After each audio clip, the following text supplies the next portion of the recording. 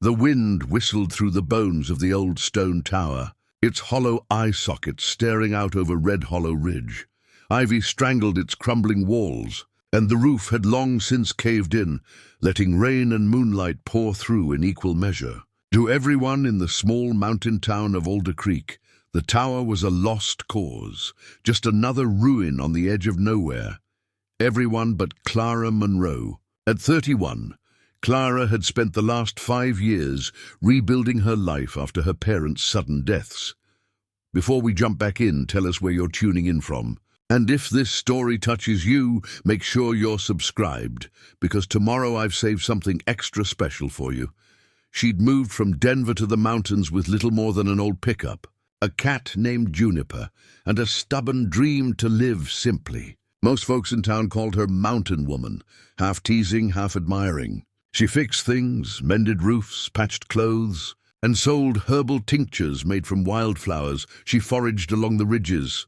So when she saw the old Rupert Tower listed in the county tax records for 055, she thought it had to be a mistake. She drove to the courthouse to ask. The clerk, a round-faced woman with sharp glasses, looked up at her from behind a stack of yellowed deeds. "You mean the old Rupert Tower?" she asked, almost amused. "Yes, ma'am, that's right. 55 cents. Nobody's claimed it in decades. You'll just need to pay the title fee." "Oh, wait, no, even that's waived." Clara blinked. "Why so cheap?" The clerk leaned closer and lowered her voice. "Because it's cursed, honey. People hear things in there. See lights. Nobody stays long." Clara smiled.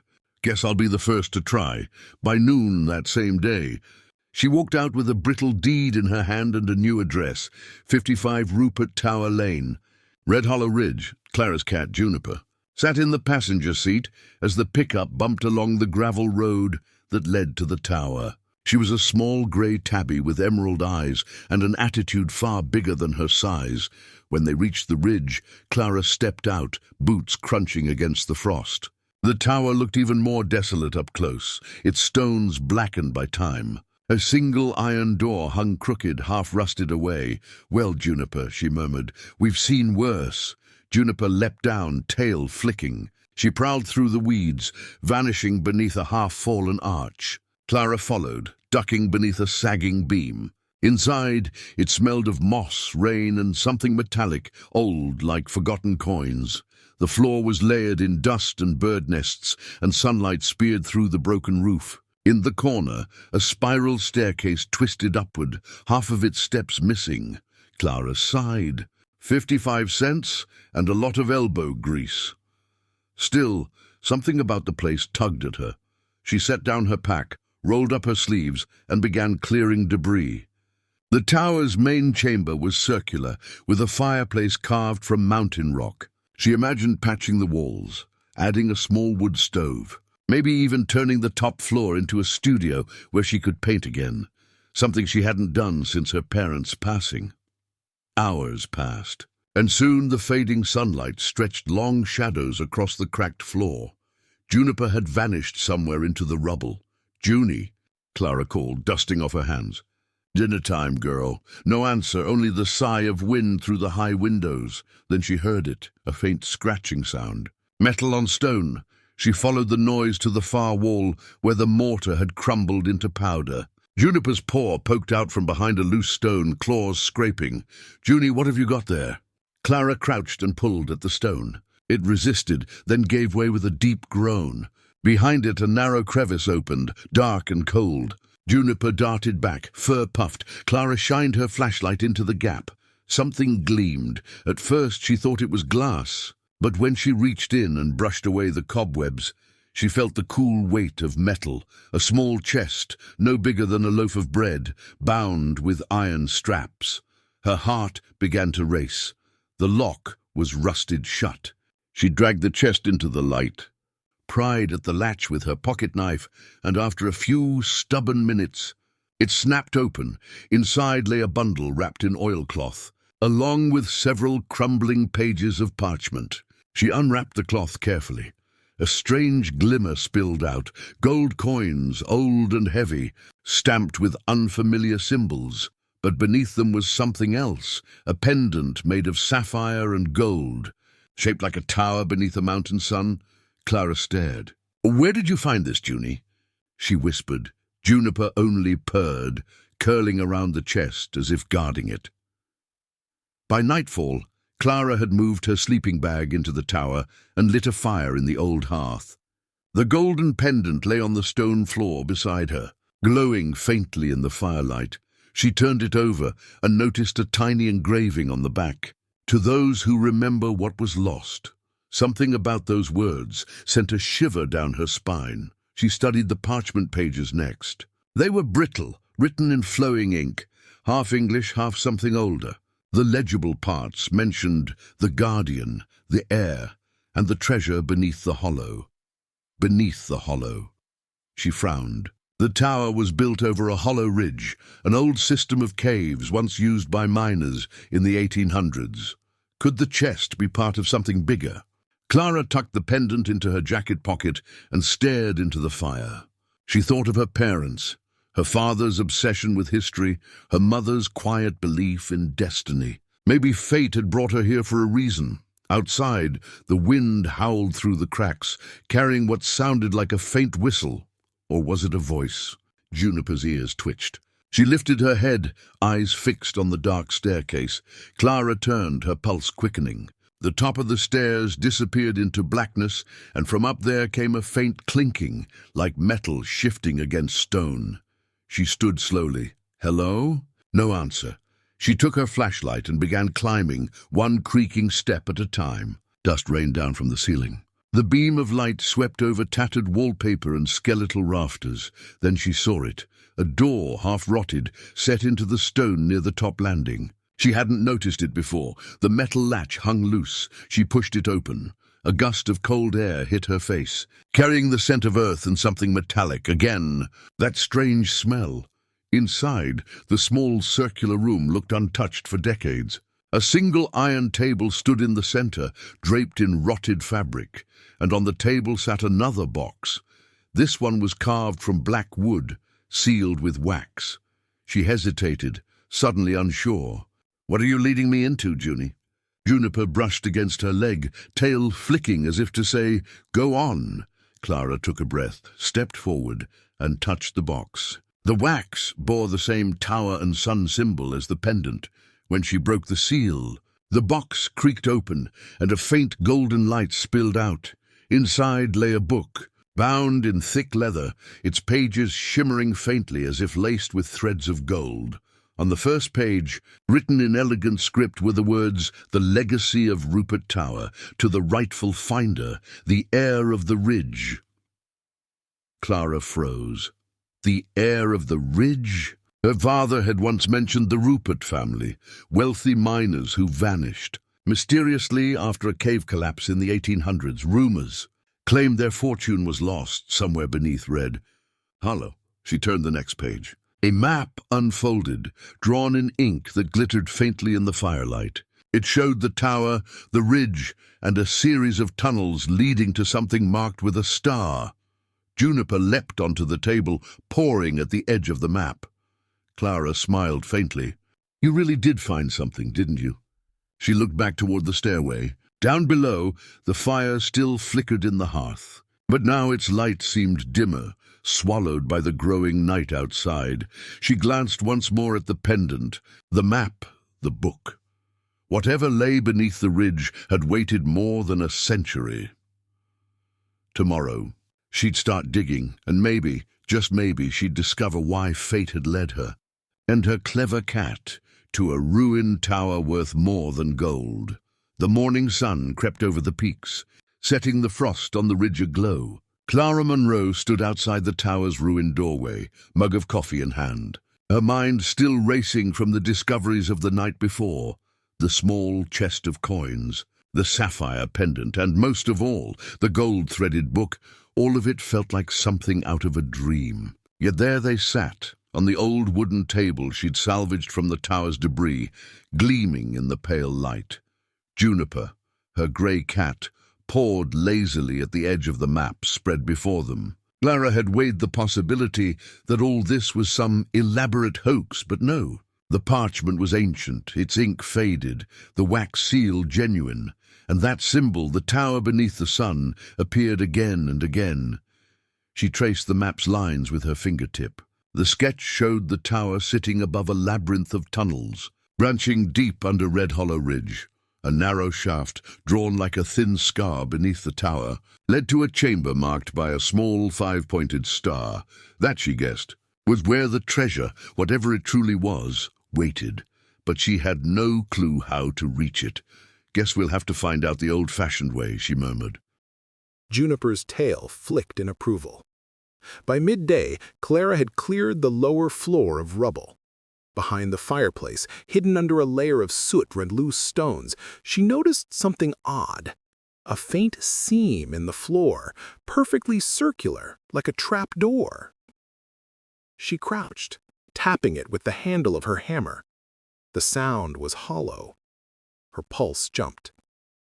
After an hour of careful prying, she finally lifted the round slab. Beneath it yawned a dark shaft, maybe 5 feet across, with a wooden ladder descending into blackness. Cold air drifted up, carrying the scent of damp earth. Juniper peered down, whiskers twitching. Clara strapped on her headlamp and swallowed hard. "You're not coming down there, you hear me?"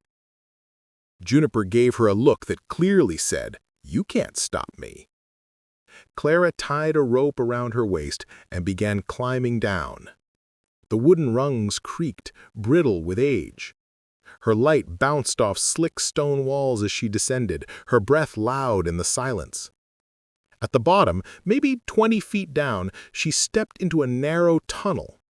The air was cool and heavy, the floor uneven. It smelled faintly of metal and rain. She shone her light around. The walls were carved with strange markings, circles, lines, and faintly glowing symbols etched deep into the stone. They weren't random. Each was shaped like a sun above a tower. Clara brushed her fingers over one of them. The stone felt warm to the touch. She whispered, half to herself, "What is this place?" The tunnel stretched forward, and she began to follow it. Her boots scuffed against loose gravel. Every sound echoed endlessly, as though the earth itself were breathing. She kept going until the air grew colder. Then, at a bend, her light caught something glittering ahead. She gasped. The walls here sparkled with veins of gold, thin but unmistakable. Clara's breath caught. No wonder they called it Rupert's Ridge. The miners must have struck gold, but what happened to them? Her question was answered, in part, when her boot struck something solid. She crouched and froze. A skull stared up at her from the dirt, its jaw cracked and empty. The rest of the bones lay scattered, half buried beneath collapsed timber. A miner. Clara's heart thudded, but she forced herself to look closer. Something glimmered in the skeleton's hand, a small object, metal, round. She pried it loose.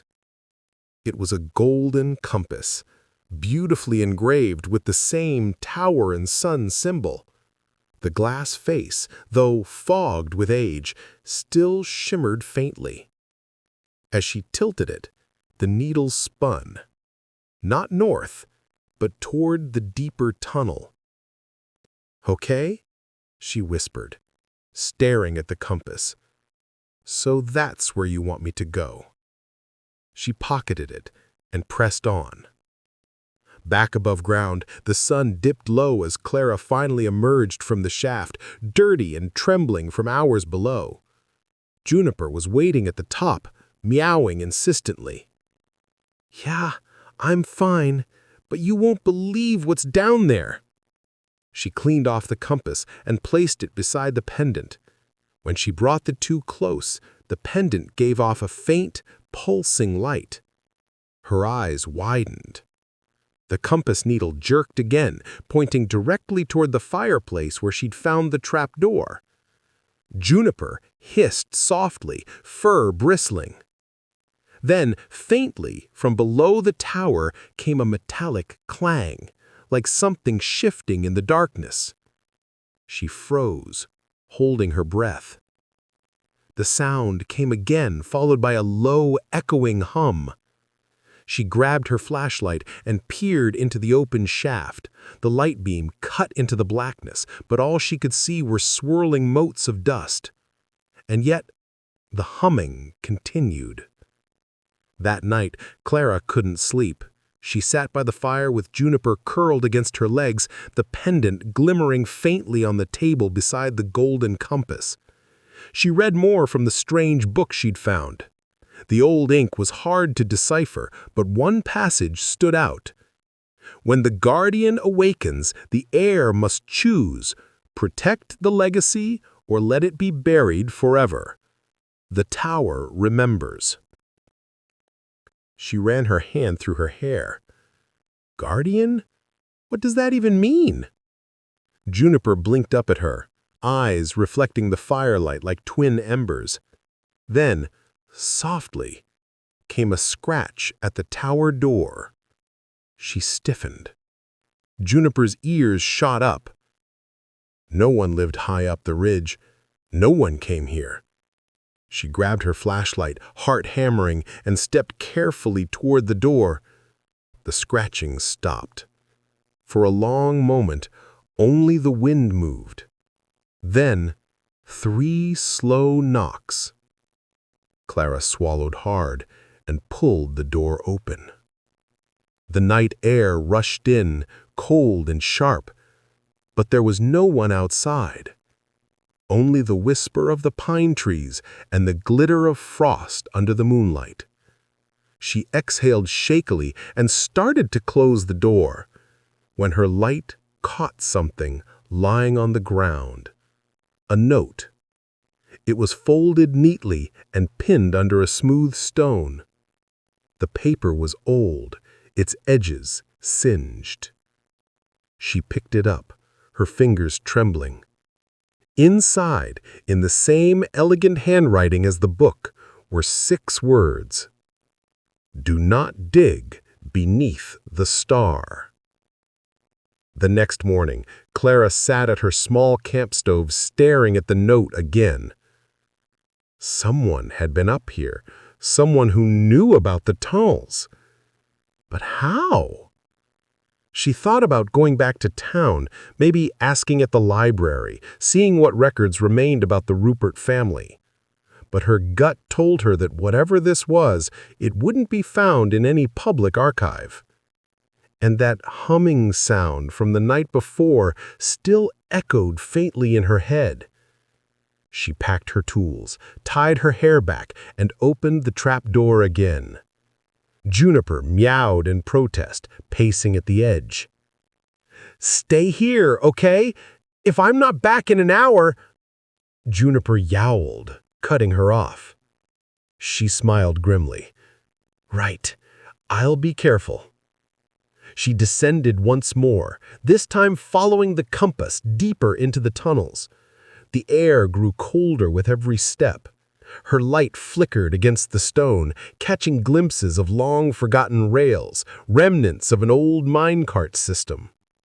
Then, ahead, she saw something she hadn't noticed before. A metal door set into the rock wall. It was embossed with the same symbol, tower and sun. She pushed on it, but it didn't budge. Then she remembered the pendant.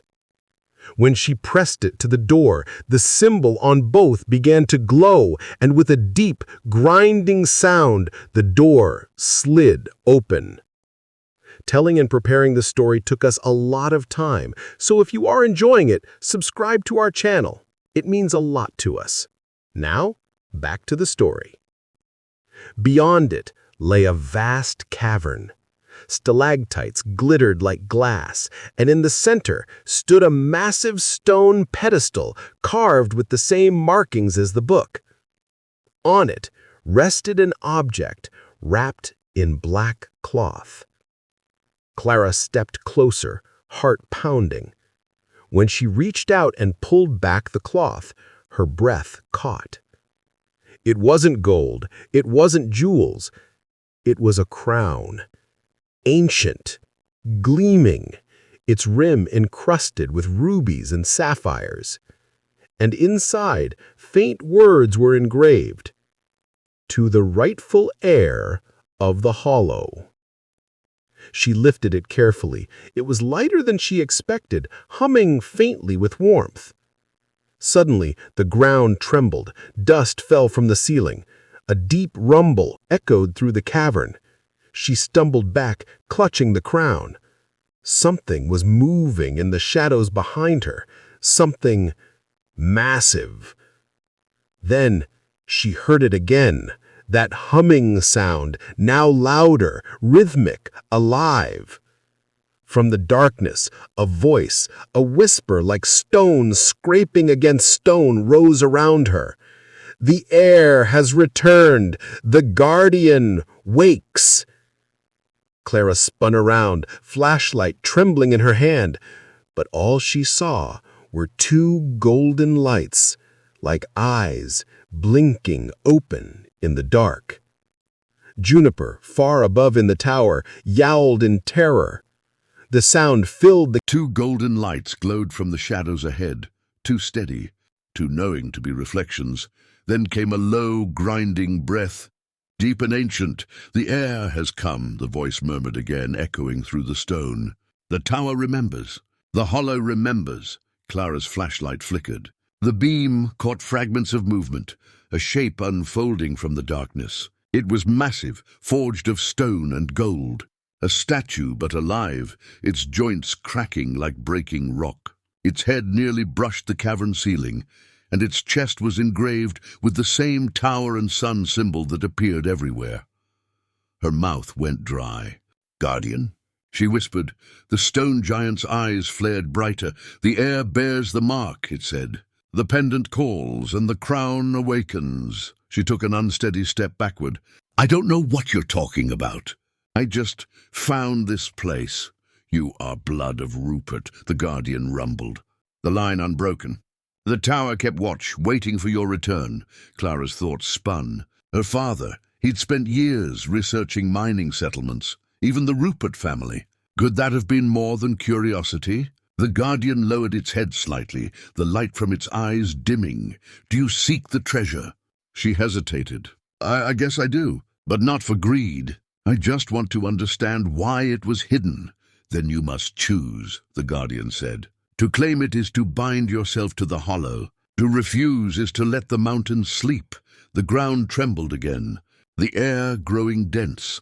Clara felt something stir inside her pocket, the pendant glowing fiercely now, pulsing in rhythm with her heartbeat.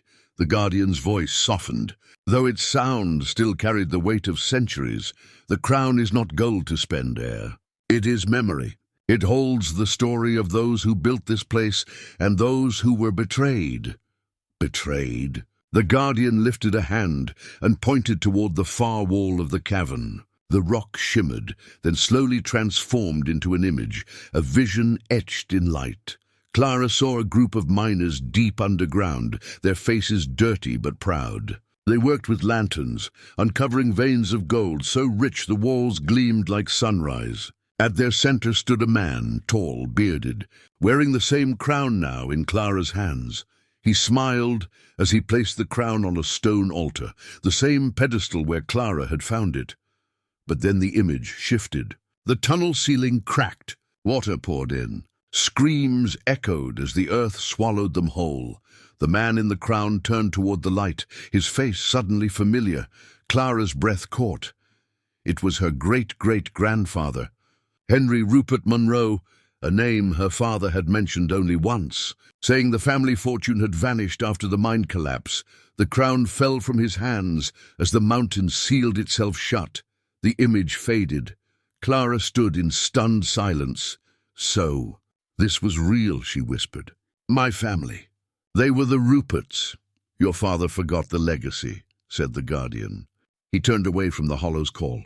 "But you returned. The tower chose you." The crown pulsed faintly, and as Clara held it, she felt warmth spread through her palms, a strange calmness. Like the mountain itself was breathing with her.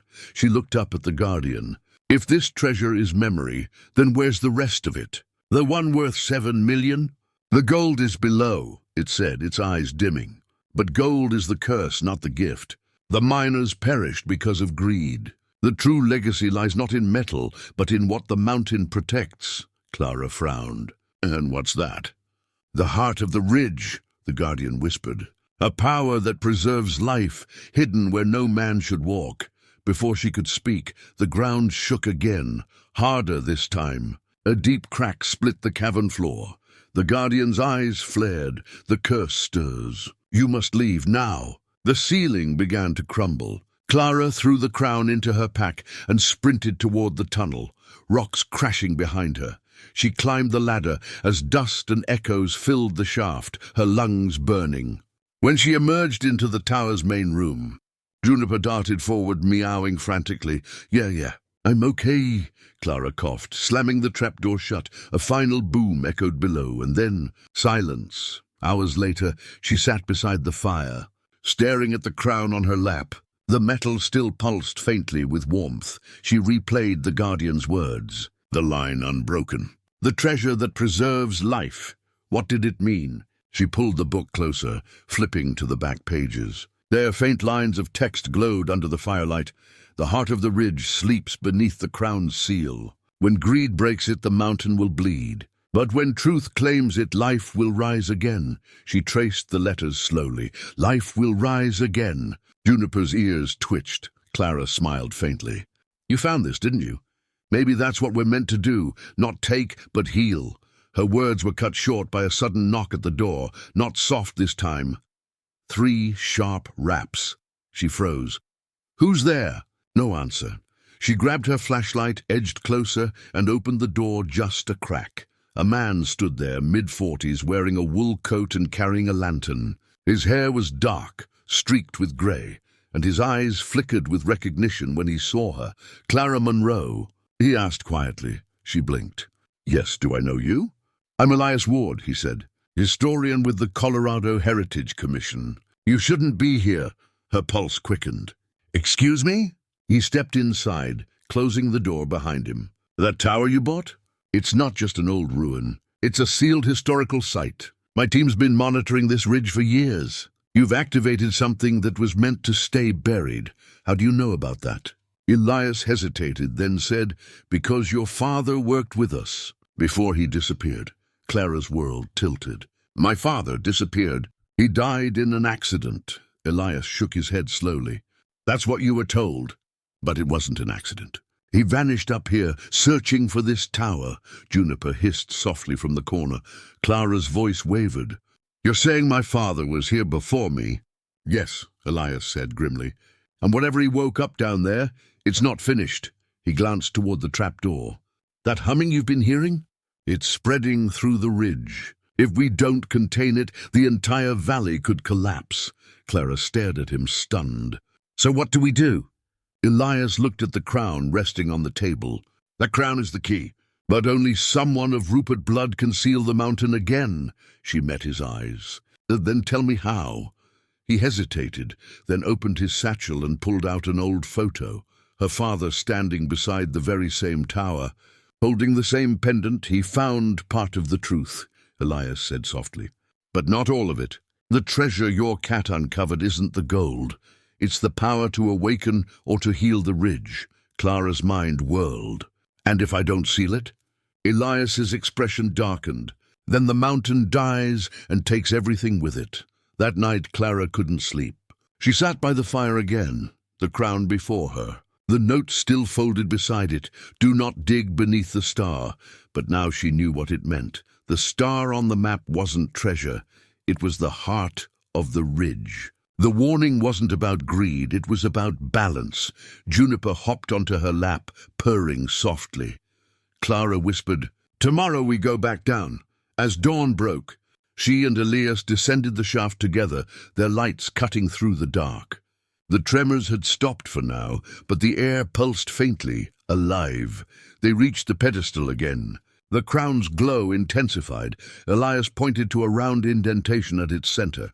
"That's where it belongs." Clara set the crown down carefully. The humming grew stronger. The cavern shone with gold light, veins pulsing through the rock like blood. Then, from the far shadows, the Guardian's voice rumbled once more, fainter, weary, air of Rupert. "Do you choose to bind the hollow?" Clara's throat tightened. "Yes, then let the mountain rest." The light flared, blinding. A wave of warmth surged through her body.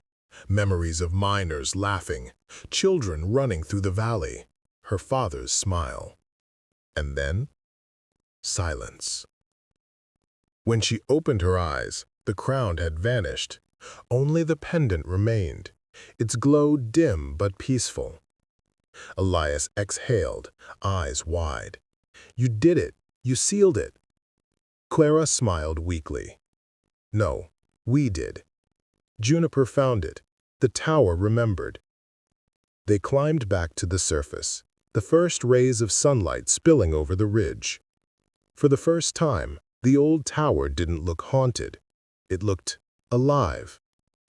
And beneath it, the mountain slept again, its secret safe, its heart still beating.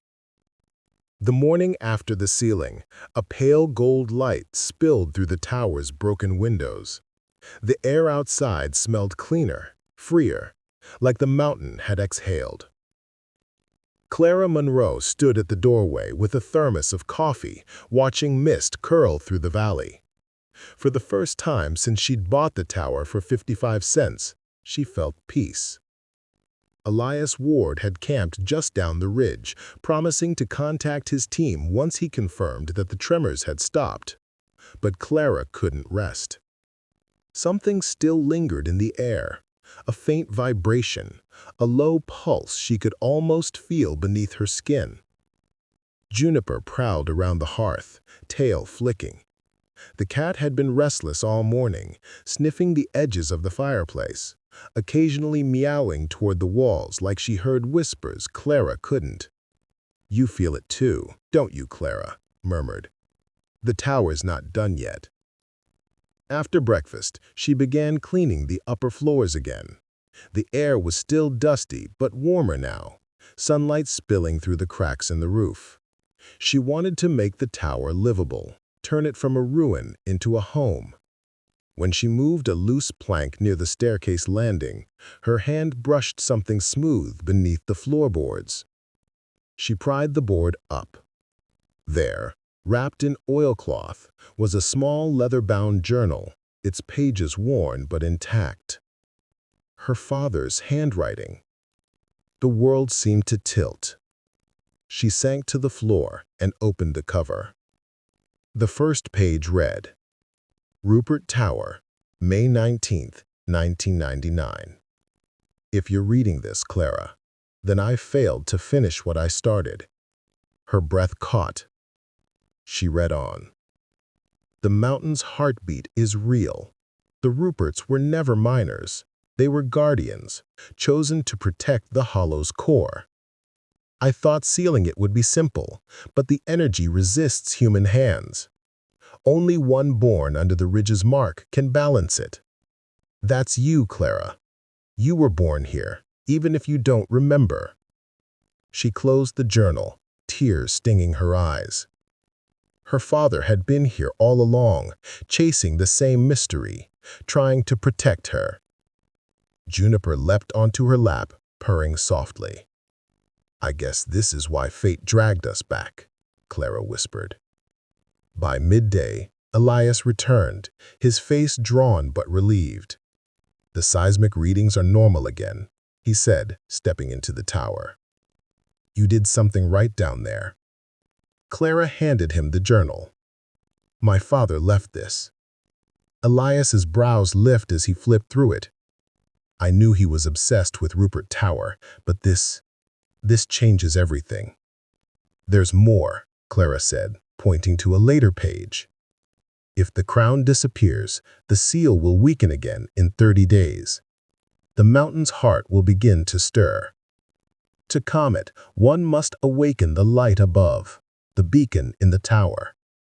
Elias frowned. Beacon? There's no light source up here anymore. The tower's been empty for over a century. Clara stood. Then maybe it's time to rebuild it.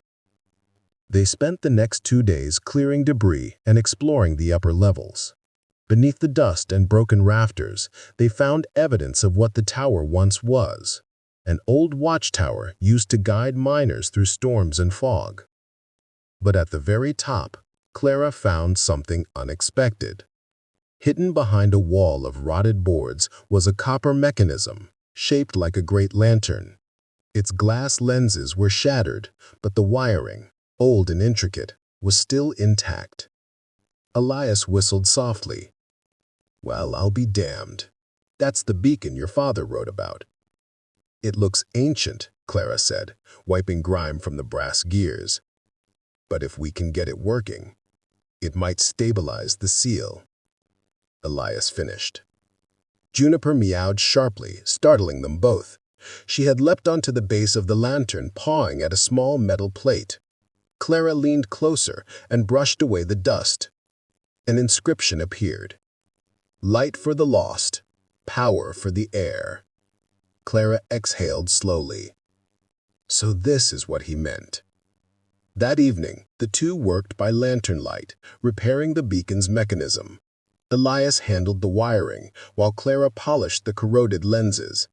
The higher they climbed into the rafters, the stronger that strange hum returned, faint but steady, like the heartbeat of the mountain itself. At one point, Elias paused, listening. You hear that? He said. Yeah, Clara said softly. It's alive. The seal's holding, but it's weak, he said grimly.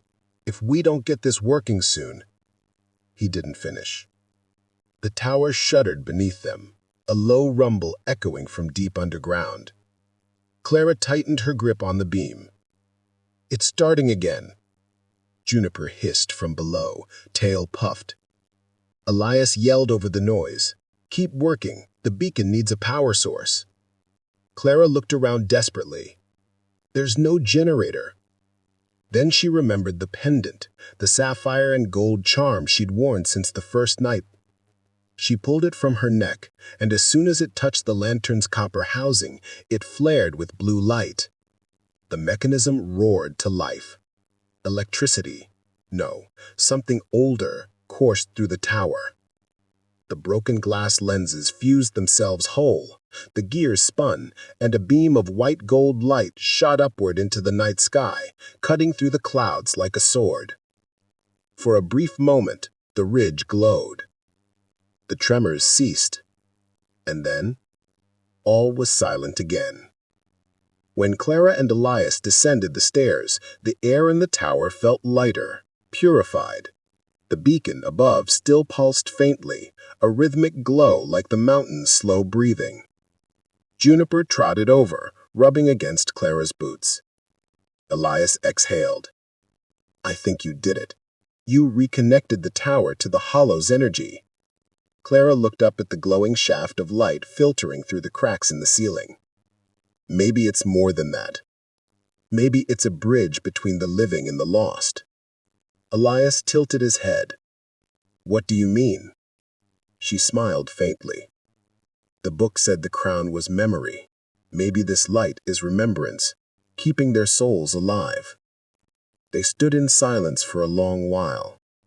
Then Elias said quietly, You know, the gold your cat found, it's not just antique, it's rare. Those coins are worth millions. You could sell them. Clara shook her head. No, this tower's staying right here. It's where it belongs. He smiled, half amused. Mountain woman and her cat. You've done what a dozen historians couldn't. She grinned. All because Juniper decided to dig behind a stone. That night, Clara couldn't sleep. The beacon's light seeped through the cracks, filling the tower with a soft gold glow. She opened her father's journal again, flipping to the final page. Clara, if you awaken the light, you'll see them. The ones who kept watch before us. Don't be afraid. They only wish to guide you. Her fingers trembled. See them? She whispered. Juniper lifted her head, eyes fixed on the window. And then Clara saw it too. Just for an instant. Through the drifting mist outside, faint silhouettes appeared along the ridge. Men and women holding lanterns, their forms translucent, faces serene. They were miners, guardians, the lost Ruperts. They bowed their heads toward the tower. Clara's breath hitched. "Dad?" she whispered. One of the figures lifted his head, a familiar face, kind, tired, smiling. Then the mist swallowed them, leaving only the starlight and the faint hum of the beacon. By morning, Elias was gone, leaving a note by the door. Heading back to Denver, the commission will want to see the journal and confirm the stabilization. Keep the tower safe, for all our sakes. E. Clara folded the note and slipped it into her jacket. She walked outside, where the wind whistled softly through the pines. The light from the beacon still shimmered faintly against the clouds, casting golden rays over the valley. Juniper padded beside. "That light," he said. "It's been visible on satellite feeds all week. Do you have any idea what kind of attention that draws?" Clara forced a calm tone. "It's just a remnant from an old mining beacon. I restored it." "Restored it?" Redden raised a brow. "You're telling me you repaired a 19th century tower light, and it's now emitting electromagnetic pulses that register across 3 states? Clara hesitated. "It wasn't intentional. It just turned on." Juniper meowed softly from behind her boots. Redden's gaze shifted. "And your cat found the gold?" The words hit like a slap. "How do you—" "Dr. Ward's report," he said smoothly.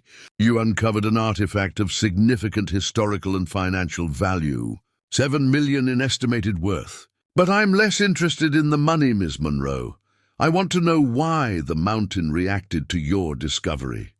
They swept through the tower with scanners and instruments, their devices beeping rhythmically. Clara followed, tense and silent. When one agent approached the beacon, the readings spiked so violently that the screen went black. "What the hell?" the man muttered, smacking his machine. "It's interfering with everything. Field's off the charts," Redden frowned. "Step back. Nobody touches it," Clara spoke quietly. "It's not dangerous. It's connected to the ridge, the old fault line below. When it glows, the mountain stays calm." Redden turned to her. "You think that light is stabilizing the geological activity?" She nodded. "It's what my father believed. He died trying to fix it." His expression softened slightly, but only for a moment. "And yet you succeeded." "I didn't do it alone," she said. Later that afternoon, Elias returned, escorted by 2 agents. He looked exhausted, his shirt streaked with dirt, his eyes wary when he saw Clara. "Clara," he said quietly, "I tried to warn you. They tracked the signal straight here. There was no way to hide it." "I know," she said. "You did what you thought was right." Redden approached them. "Dr. Ward, your earlier data suggested a crystalline structure beneath the tower, a vein of mineral unlike any known formation. We'll be excavating it starting tomorrow. We'll need the tower cleared." Clara's voice rose. "You can't just tear into the ridge." "You'll undo everything we fixed." "With all respect," Redden said, "this is federal property now. Whatever's buried here belongs to the government." Juniper hissed from the stairs, as if in protest. Redden smirked faintly. "Even your cat seems to disagree." That night, Clara and Elias sat by the fire, tension heavy between them. "They'll dig until they hit the core," she said bitterly. "They won't stop, even if it destroys the seal." Elias rubbed his temples. "I know, but we can't fight them head-on. Not yet. What about my father's journal? The proof that this isn't just geology, it's legacy." "They confiscated it," Elias said quietly. "They're calling it classified." Clara's chest ached.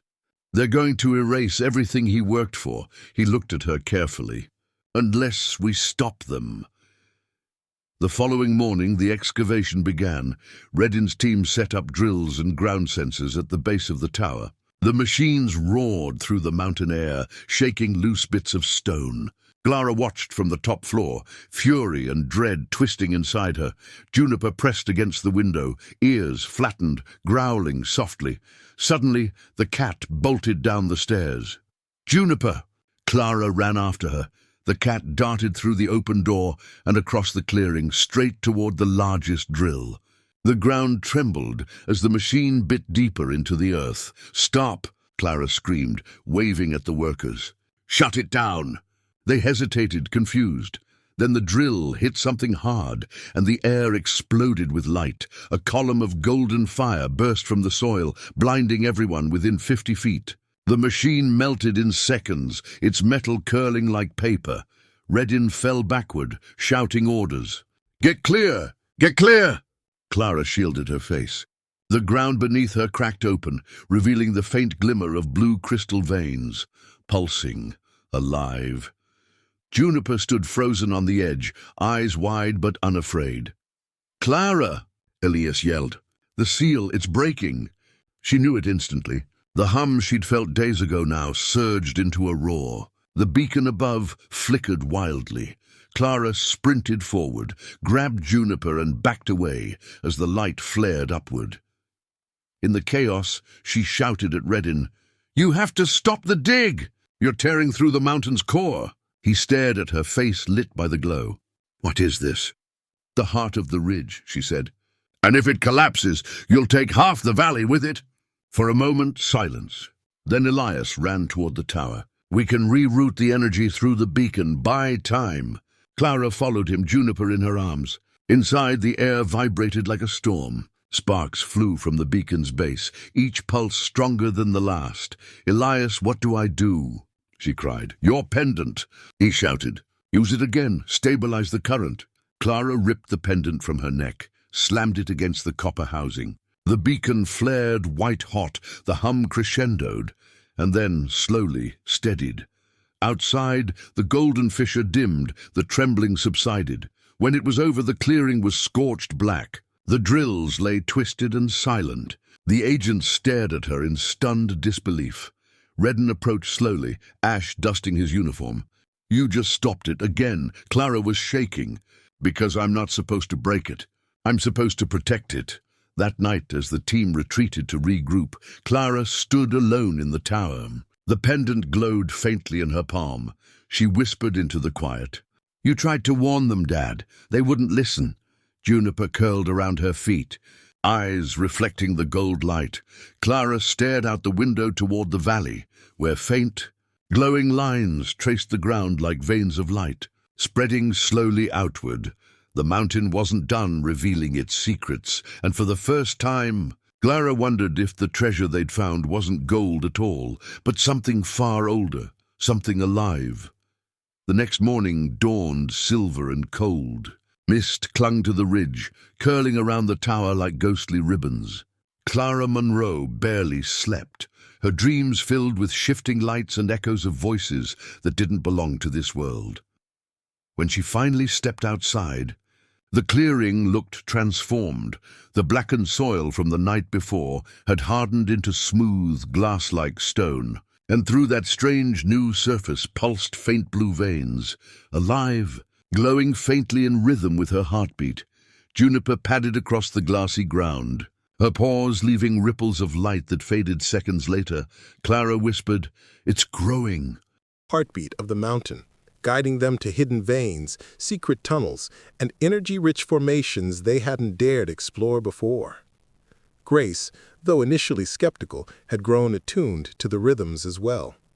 Together, the sisters had become more than guardians. They were conduits, able to manipulate the glowing crystal's energy to illuminate tunnels, move obstacles, and even send vibrations to communicate across the mine. But the Doolans had not given up. One stormy night, Duke's ears pricked. He growled low, circling the cabin. Charlotte and Grace followed his gaze to the ridge above. "Earl," Charlotte said grimly, "he's here." Lightning illuminated the tree line, revealing Earl Dooland and 4 of his men, carrying ropes, picks, and firearms. Their intent was clear: seize the mine by force. "Let 'em try," Grace said, her voice trembling but firm. Charlotte nodded. "Duke, stay close."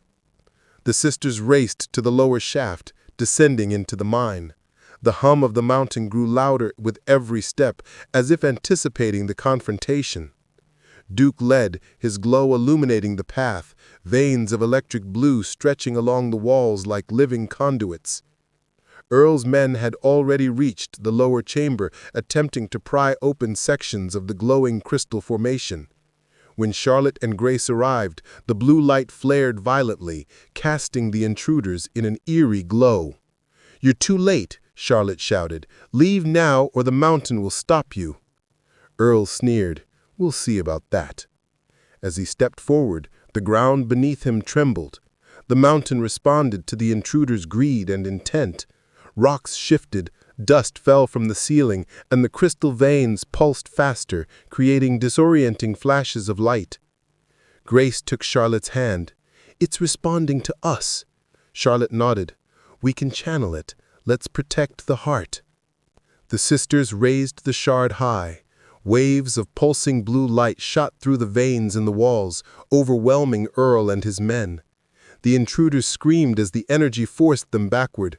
Rocks tumbled, forming barriers, and the vibrations disoriented them further. Duke barked, leaping into the middle of the chamber. His glow intensified, veins spreading across the floor, walls, and even ceiling. The Doolins tried to flee, but the mountain's pulse seemed to anticipate their movements, blocking exits and shaking the ground beneath them. Earl cursed and fired a shot, but it ricocheted harmlessly off the crystal walls, embedding in the stone. Charlotte realized the shard and the mountain were shielding them. "Grace!" Charlotte shouted. "Now!" The sisters focused, channeling the shard's energy through their bond with Duke. The central crystal flared, sending a wave of light throughout the chamber. The hum became a deafening resonance, vibrating through every inch of the mine. Earl and his men were thrown to the ground, forced to crawl back toward the surface. The mountain didn't strike with violence, but with unyielding force, defending its guardians and territory. When the chamber finally quieted, the Doolins had fled, humiliated and terrified. Charlotte and Grace stood in the glowing light, breathing heavily, Duke at their feet, veins of electric blue fading into a steady, calm pulse. The aftermath left the sisters exhausted but resolute. Charlotte knelt beside Duke, pressing her hand to his head. "We did it. We protected the heart." Grace looked around the chamber, awestruck. "And we're just getting started. There's so much here, potential beyond anything anyone could imagine." Charlotte smiled faintly. "The mountain chose us for a reason. It wants us to use it wisely, to protect, to guide, to heal." Over the following days, the sisters mapped the mine more extensively than any walker had ever dared to. They discovered veins capable of producing clean energy, hidden pockets of glowing mineral that could power entire towns, and chambers filled with stable, self-sustaining crystals. Charlotte began to understand the mountain's true gift. It wasn't just valuable, it was transformative. They could harness its energy to reshape their lives and the lives of others around them, but only if they remained vigilant and honorable. Duke's glowing veins became a constant guide, warning of danger, marking paths, and signaling changes in the crystal's energy. The sisters had become one with the mountain's pulse, guardians not only of wealth, but of life itself. As the sun set over Bear Craw Ridge, Charlotte and Grace stood at the entrance of the mine. The glow of the central crystal pulsed faintly through the forest, visible even from the ridge above. "We've protected it," Grace said softly. "But the Doolins, they'll never give up." Charlotte nodded. "Then we'll be ready. The mountain chose us, and it will continue to guide us. No one else can claim Hollow Ridge. Not now, not ever." Duke barked, tail wagging, and the hum of the mountain resonated through their bones, steady, strong, and unwavering. Together, the sisters faced the horizon, the heartbeat of Hollow Ridge coursing through them, and a promise echoing in their minds. The mine was theirs to guard, and its secret was safe with them. The first light of dawn painted Bear Claw Ridge in gold and silver. The Charlotte and Grace stood at the mouth of the Walker mine, Duke pacing at their feet, his glowing veins now a calm, steady rhythm. The mountain's hum pulsed beneath their boots, a heartbeat as old as Hollow Ridge itself. For weeks they had protected the mine from the Doolins, explored hidden veins, and studied the glowing crystals. Each day brought new understanding, tunnels leading to vast chambers, energy-rich formations, and the central crystal that pulsed like the heart of the mountain. But today felt different. Charlotte glanced at the shard in her hand. "I can feel it. Something's about to be revealed." Grace nodded. "The mountain's showing us the final part of the secret." Descending into the lower chamber, the sisters followed Duke, his glow lighting the tunnels. The central crystal radiated light stronger than ever before, veins of energy spreading throughout the cavern. When they reached the chamber's heart, the water in the pool shimmered with almost liquid brilliance. Charlotte held the shard over the pool.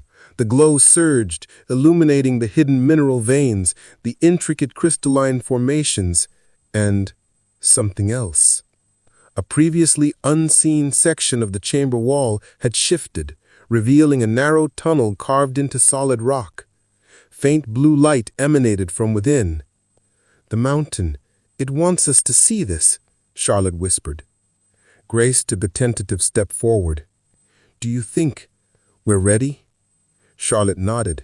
"We don't have a choice. The mountain doesn't make mistakes." Inside the tunnel, the sisters found themselves in a cavern unlike any they had seen before.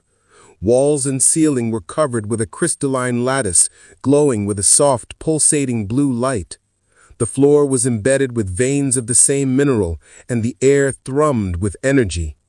At the center of the chamber lay a massive cache of the glowing mineral, hidden for generations. Charlotte's eyes widened. "Grace, do you realize what this is?" Grace's breath caught.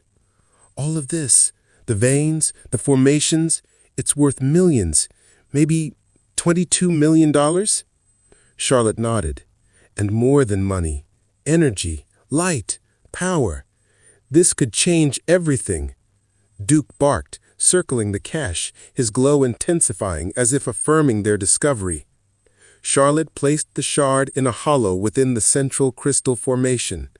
The glow spread through the chamber, lighting every vein, illuminating tunnels and hidden pockets. The mountain's hum grew into a harmonious resonance, filling the cavern with a sound that was music and heartbeat. "It's perfect," Grace whispered. As the sisters explored the new cavern, they realized the mineral was unlike anything the world had ever seen. It could store energy, amplify light, and even generate warmth. The Walker vein was not only extraordinarily valuable, it was revolutionary. But the mountain's pulse reminded them of their duty. They were guardians now. They could harness its potential, but they could not exploit it recklessly. Charlotte looked at Grace, determination in her eyes. "We protect it, we learn from it, and we use it wisely. The mountain chose us for a reason." Grace nodded, placing her hand on the shard. "Together, always." Duke barked softly, glowing veins spreading across the floor like a living map, showing every hidden tunnel, every pocket of mineral. The mountain was alive, and it trusted them. Outside, the wind howled over Bear Claw Ridge. Far below, in the shadows of the forest, Earl Doolin and his men watched, defeated and furious. But they would not attempt another assault. The mountain had proven itself too powerful. Charlotte, Grace, and Duke emerged from the mine, carrying only knowledge and their bond with Hollow Ridge. The glowing mineral, hidden deep within the mountain, was safe. The Doolins would never find it, and the sisters would remain its guardians. Charlotte looked at the ridge, the sunrise glinting off the snow and crystal formations. "We found more than treasure. We found our legacy, and a future worth protecting." Grace smiled. $22 million and more! The value isn't just in the mineral, It's in the mountain itself. Duke barked, nudging Charlotte's hand, veins of light glowing faintly in the morning sun. The pulse of Hollow Ridge was now part of their lives, and they knew they would never be alone again. Charlotte took a deep breath, feeling the hum of the mountain beneath her feet. We'll protect this place. No one will ever misuse it, not while we're here. Grace put her arm around her sister. We're the guardians, and we always will be. As the three of them looked out over Bear Claw Ridge, the wind carried the faint hum of Hollow Ridge, a song of life, power, and secrets safe in the hands of those worthy to guard them. The Walker sisters had inherited a collapsing mine, but what their dog had uncovered was worth far more than money. It was a living legacy, a treasure of the mountain itself. $22 million, yes, but priceless in its true power. And in the heart of Hollow Ridge, the mountain pulsed contentedly, knowing its guardians had arrived. The first light of dawn painted Bear Claw Ridge in gold and silver. Charlotte and Grace stood at the mouth of the Walker mine, Duke pacing at their feet, his glowing veins now a calm, steady rhythm. The mountain's hum pulsed beneath their boots, a heartbeat as old as Hollow Ridge itself. For weeks, they had protected the mine from the Doolins, explored hidden veins, and studied the glowing crystals. Each day brought new understanding, tunnels leading to vast chambers, energy-rich formations, and the central crystal that pulsed like the heart of the mountain. Charlotte glanced at the shard in her hand. I can feel it. Something's about to be revealed. Grace nodded, the mountain showing us the final part of the secret. Descending into the lower chamber, the sisters followed Duke, his glow lighting the tunnels. The air itself seemed alive, vibrating with energy. Every step sent faint ripples through the veins in the walls. When they reached the central chamber, the transformation was staggering. The massive crystal formation at the heart of the mine pulsed stronger than ever, veins of energy spreading throughout the cavern. Charlotte held the shard over the pool. The glow surged, illuminating hidden mineral veins, the intricate crystalline formations, and something else. A previously unseen section of the chamber wall had shifted, revealing a narrow tunnel carved into solid rock. Faint blue light emanated from within. The mountain, it wants us to see this, Charlotte whispered. Grace took a tentative step forward. Do you think we're ready? Charlotte nodded.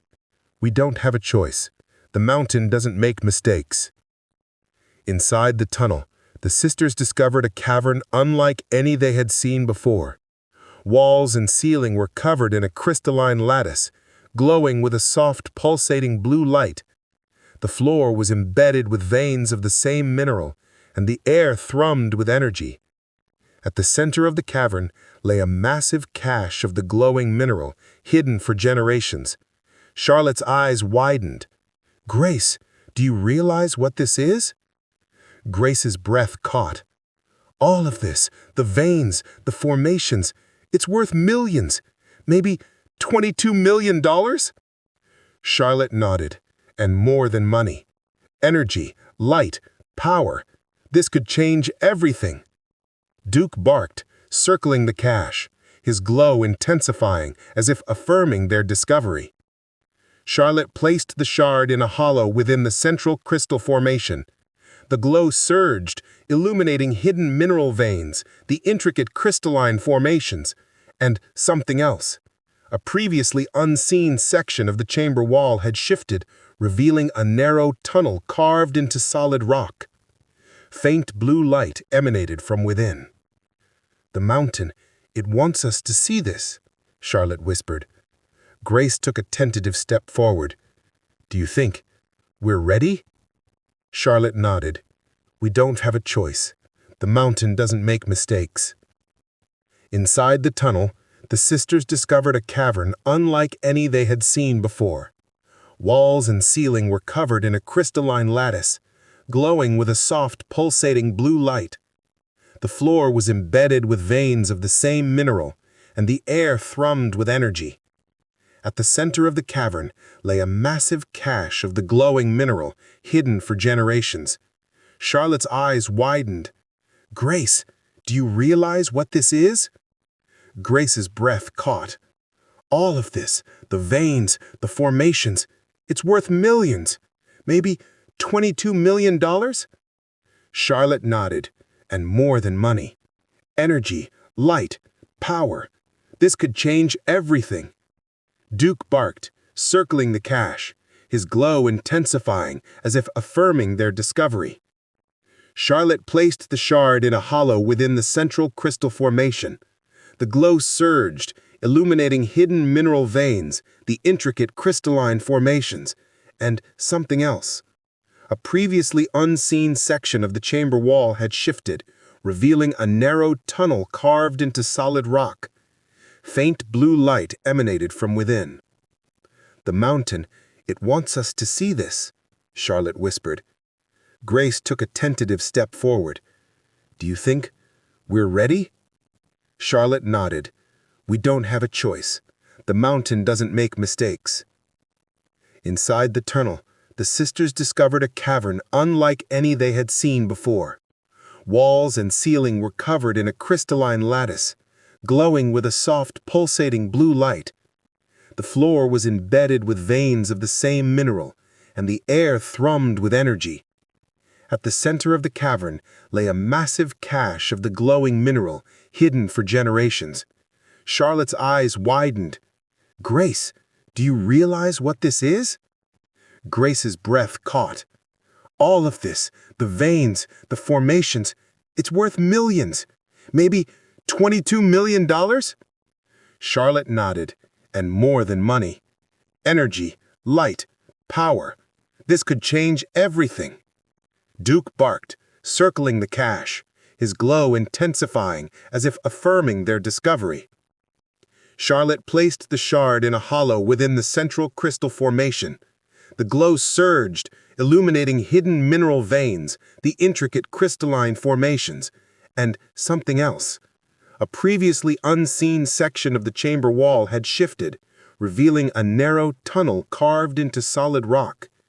Faint blue light emanated from within. The sisters discovered a cavern unlike any they had seen before.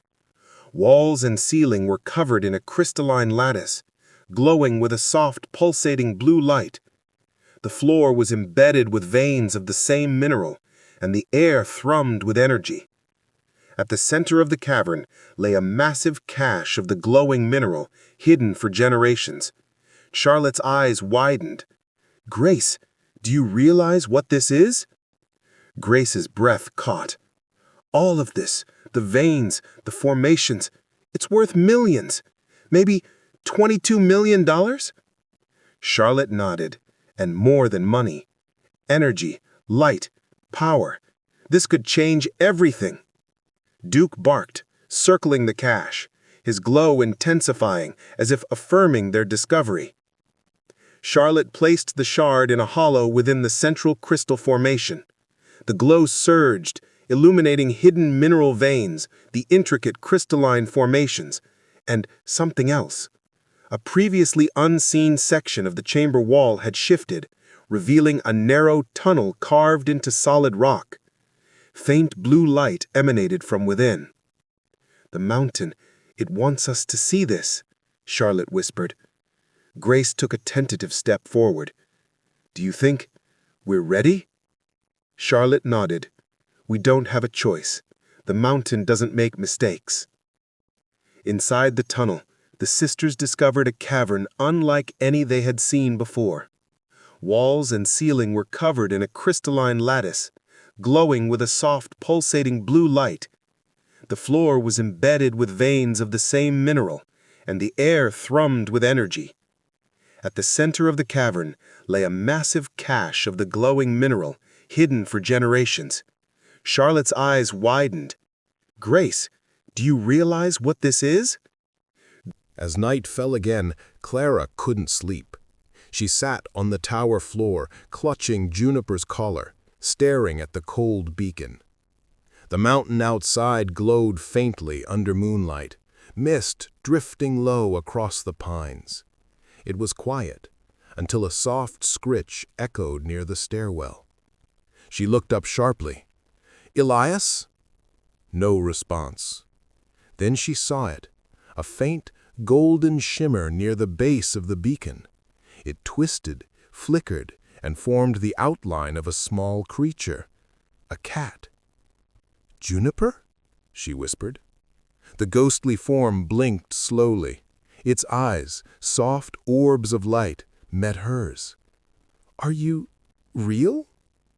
A voice, gentle as wind through leaves, echoed faintly in her mind. "You sealed it, Clara, but it's not over."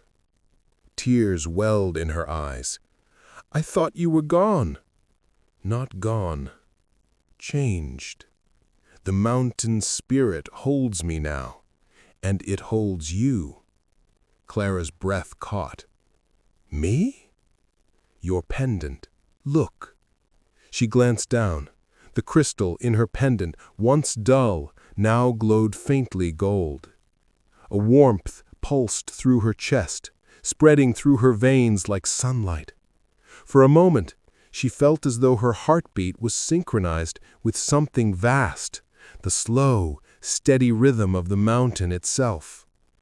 Juniper's spirit circled her once, tail shimmering in the air.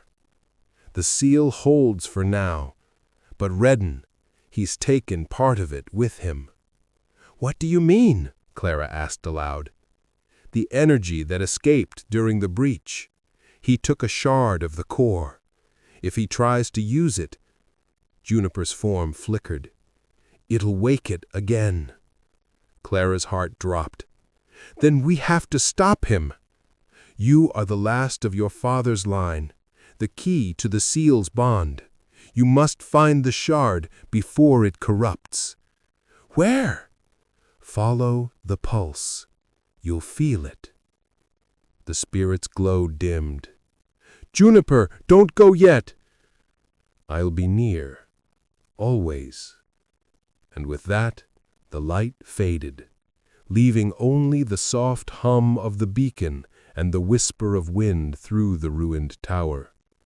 When dawn came, Elias found Clara already packing. "Where are you going?" he asked groggily. "Down the ridge. Redden took something from the fissure. If I don't stop him, the seal won't hold." He rubbed his temples. "You're telling me you're going after a rogue agent carrying a piece of a mountain god?" Clara zipped her pack. "Pretty much." He sighed. "Then you're not going alone." They descended the narrow path as the sun rose behind them, the tower now just a silhouette against the sky. Clara paused halfway down the ridge and glanced back. The tower's beacon flickered once, golden, faint, but enough to make her smile. "She's still watching," Clara whispered. By midday, they reached the lower valley, where the government vehicles had been abandoned. Tire tracks veered sharply off the dirt road leading into the forest. Elias knelt by the tracks. They left in a hurry. Maybe they panicked after the quake. Clara closed her eyes, holding the pendant against her palm. A faint warmth pulsed through it, slow, rhythmic, then faster. "It's here. The shard. It's close." They followed the trail until they reached a clearing where an old hunting cabin stood. Smoke rose weakly from the chimney. Elias drew a deep breath. "Someone's still inside." Clara nodded. "Redden." They crept to the window and peered in. Redden sat on a table, face pale, eyes wide. On the table before him lay a small, jagged crystal pulsing with gold and red light. He spoke to it softly, voice trembling. "Your power, endless power. They tried to bury you, but I'll free you." Clara burst through the door. "Don't touch it!" Redden spun around, gun raised. "You don't understand what this is." Yes, I do, Clara said, stepping forward. It's not a power source. It's a prison key. You open it, you free that thing. He sneered. You think your mountain myths scare me? I saw what that creature could do. This could rebuild cities, reshape nations. Elias moved to flank him. Redden, listen to her. That shard nearly destroyed the ridge. But the agent's eyes glowed faintly red now. His veins darkened, skin pale. The shard's energy was already taking hold. Clara shouted, "Drop it!" Redden snarled, "You don't command me." He slammed his palm against the crystal. A burst of golden light filled the cabin, hurling them backward. The ground cracked beneath their feet. Clara hit the wall hard, gasping. The pendant around her neck burned. Elias crawled toward her, coughing. "Clara, look!" Redden floated above the table, his body twisting in agony, eyes blazing with light. The shard embedded itself into his chest, and his voice turned into a roar that wasn't human. "I am the mountain, unbound!" The roof split open, and a column of energy shot into the sky. Clara clutched her pendant. No, not again. "The bond must hold," Juniper's voice whispered faintly. Clara's pendant flared gold. The mountain answered with a deep rumble. She rose, trembling, and faced Redden. "You're not the mountain. You're what it rejected." He laughed, voice distorted. "You can't stop me." Clara's pendant blazed gold, her veins glowing faintly gold. "Maybe not alone." A golden shimmer appeared beside her, the faint outline of Juniper's spirit. "You're never alone, Clara." And together, they stepped forward, light gathering in their hands, the air humming with energy. The seal's power awakened again. Up next, we have 2 more incredible stories that are waiting for you. Just click the image you want to watch, and it will take you there. If you enjoyed this video, make sure to subscribe. It would mean a lot.